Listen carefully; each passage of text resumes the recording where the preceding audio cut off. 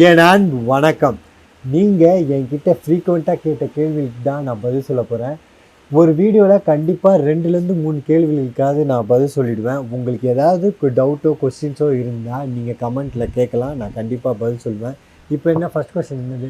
ஏன் இப்போல்லாம் wireman laptop பற்றி வீடியோவில் சொல்கிறீங்க?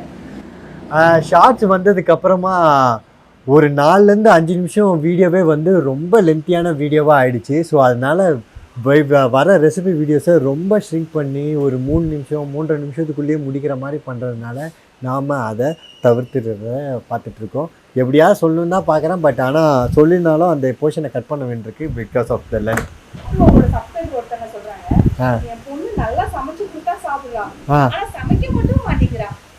நான் என்ன சொன்னாலும் அதை பற்றி அவள் காதிலே வாங்கிக்கிறது இல்லை. இதுக்கு நீங்கள் என்ன பதில் கொடுக்குறீங்க? நான் சொன்னால் மட்டும் அவங்க கேட்ட போகிறாங்கன்னு நீங்கள் நினைக்கிறீங்களா? அது இல்லாமல் அவங்களுக்கு சொல்கிறது அப்புறம் இருக்கட்டும், அதுக்கு முன்னாடி நான் இன்னொரு விஷயத்த நான் சொல்கிறேன். குக்கிங்க்கு there is no gender for cooking அப்படின்னு நான் சொல்லுவேன். ஆண் சமைச்சாலும் சமையல் நல்லா தான் வரும், பெண் சமைச்சாலும் நல்லா தான் வரும். அதனால் ஆண்கள் தான் சமைக்கக்கூடாது, பெண்கள் தான் சமைக்கணும் அப்படின்றலாம் ஒன்றும் இல்லை. ஸோ உங்கள் வீட்டில் பையன் இருந்தாலும் அவங்களுக்கு நீங்கள் சமைக்க சொல்லலாம், அது ஒன்று. யோகா, சித்தா, ஆயுர்வேதா நம்ம கலாச்சாரத்தில் நம்மளோட முதுகெலும்பை வந்து பிரபஞ்சத்தோட அச்சாணின்னு சொல்லியிருக்காங்க. அதே மாதிரி நம்மளோட சொசைட்டியாக இருக்கட்டும், ஃபேமிலியாக இருக்கட்டும், கல்ச்சர், கலாச்சாரம், பண்பாடு எதுவாக இருக்கட்டும், அதுக்கு எல்லாம் முக்கியமான ஒரே அச்சாணி சமையல் தான். சமையலை மட்டும் அப்படி உருவி விட்டுட்டா எல்லாமே கொலாப்ஸ் ஆகிடும். வார்த்தையாக சொல்கிறத விட உணர்வாக அவங்களுக்குள்ளே போயிடுச்சுன்னா இது கண்டிப்பாக யாராக இருந்தாலும் அதை தேடி, அதுக்கான தேடல் இருக்கும்போது அதை தேடி யாராக இருந்தாலும் அதை கற்றுக்க ஆரம்பிப்பாங்க. எப்போவுமே நமக்கு வந்து நம்ம நாட்டிலேயே நம்ம ஊரில் யாராவது சட்டை கூட போடாமல் ஒருத்தர் இதை சொன்னால் நம்ம எப்பவுமே கேட்டதில்லை. ஒரு லெபார்ட்ரிலையோ ஒரு யூனிவர்சிட்டியில் வந்து ஒரு ரிப்போர்ட் பேப்பர்ஸாக வந்துட்டால் கொஞ்சம் காது கொடுத்து கேட்குறதுக்கான வாய்ப்பு நிறைய இருக்குது. அப்படி கேட்கலன்னா அது கண்டிப்பாக ஒரு பெரிய பிஸ்னஸாக மாறுறதுக்கு முழுமையாக நம்ம நிறைய சொசைட்டியில் அந்த மாதிரி நடக்கிறத பார்க்க முடியுது. நிறைய விஷயம் பிஸ்னஸாக இருக்கிறத நம்ம பார்க்குறோம்.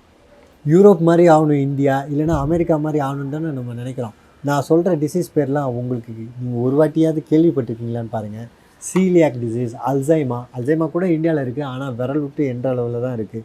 இந்த டிசீஸ் எல்லாம் வந்து அமெரிக்காலலாம் வந்து ரொம்ப அதிகமாக இருக்குது. 35% ஆஃப் பாப்புலேஷன் வந்து ஆல்ரெடி அலர்ஜிக்கில் இருக்காங்க. அலர்ஜினா சும்மா நம்ம கையில் ஏதோ அரிப்பு வர மாதிரி அலர்ஜி கிடையாது. சும்மா ஒரு பூண்டு சாப்பிட்டா ஹாஸ்பிட்டல் அட்மிட் பண்ணோம், கொரியண்டரை சாப்பிட்டா ஹாஸ்பிட்டல் அட்மிட் பண்ணோம். இந்த மாதிரி ஏராளமாக அடுக்கிட்டே போகலாம். நான் நிறைய வெளிநாட்டில் வேலை பார்த்ததுனால நிறைய ஃபாரின் கஸ்டமர்ஸை நான் ஹேண்டில் பண்ணும்போது ஏராளமான அலர்ஜிக் பேஷண்ட்ஸை நான் பார்த்துருக்கேன். க்ளூட்டன் ஏகப்பட்டது. இதெல்லாம் இந்தியாவில் இல்லாததுக்கு காரணம் நாம் வீட்டில் சமைச்சு சாப்பிட்றது தான் அப்படின்னு நான் சொல்கிறத விட இது யாராவது சொன்னால் நல்லா இருக்குல்ல. மைக்கேல் போலன்றவர் இதுக்காக ரிசர்ச்சே பண்ணியிருக்காரு, ஒரு கிரேட் ஆத்தர்.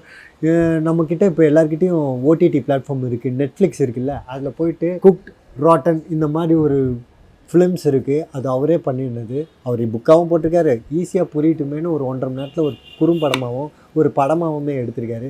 அதை பார்த்துட்டாலே மனசில் தெரிஞ்சிடும் நம்மளோட தினசரி ஆக்டிவிட்டி குடும்பத்திலேருந்து ஒன்று போச்சுன்னா வெளியே அது ஸ்ட்ராங்கஸ்ட் பிஸ்னஸாக ஆகிடும். இவ்வளோ வருஷமாக நான் எக்ஸ்பீரியன்ஸாக ஹோட்டல்ஸில் 5 ஸ்டார் ஹோட்டலில் 20 வருஷத்துக்கும் மேலே எக்ஸ்பீரியன்ஸ் இருந்தோம். நான் ஏன் ஹோட்டல் வைக்காமல் இந்த எஸ்ஆர் ஃபுட் ப்ராடக்ட்ஸ்னு பிஸ்னஸ் பண்ணுறேன்னா காரணம் இந்த விஷயம். ஒரு வீட்டில் சமைக்கிறது விட்டுச்சு நிறைய விஷயம் விட்டு போயிடும். அதில் அன்பாவில் ஆரம்பித்து ஆரோக்கியத்துக்கு வரைக்கும் அது நீளம் ரொம்ப பெருசு. ஸோ இதை நான் சொல்லிட்டேன்.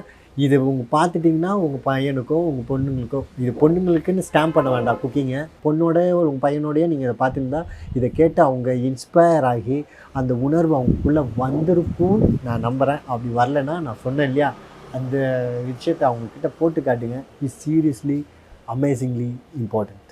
ஸோ அடுத்த கொஸ்டின் ஆன்சரோட கொஸ்டின் அனுப்புங்க, அடுத்த வீடியோவில் பார்க்குறேன்.